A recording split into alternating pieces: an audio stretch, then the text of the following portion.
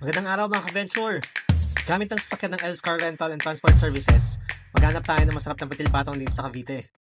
At ito na nga, natagpuan natin ang Enang's Batil Patong dito mismo sa Imus, Cavite. Alam nyo ba, dati pa ako dumadayo sa main branch nila sa Taguig para lang matikman tong legit na batil patong.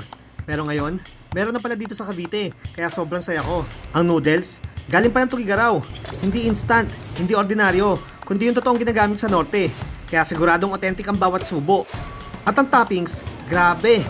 May kara beef, gulay, itlog, sabaw na may egg, atay, at syempre, yung Tugigaraw longganisa. Kompletong kompleto! Si sir pala yung cook nila dito sa Enang's Pansiteria. Sir, saan pala itong Enang's Pansiteria? Matatagpuan ko ang Enang's Pansiteria Imus Cavite Branch. Ringgit Homes, Malagasang 2A, Phase 3. Malapit kami sa Mascarto, Elementary. Then malapit lang kami sa may Robinson's Station.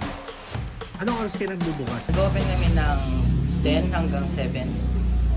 10 a.m. to 10 a.m. 7 p.m. 7 p.m. Pero ang pinaka nakakabilib, ang cook nila ay taga Cagayan talaga. Kaya mula pagluluto hanggang sa lasa, legit na legit. Hindi pinilit. Tunay na batil patong ng Tugigaraw. Kaya kung gusto mong matikman ang lasa ng norte dito mismo sa south, Enang's Batil Patong sa Imus. Ito yung dapat mong puntahan. Busog ka na, satisfied ka pa. Babalik-balikan mo to, promise.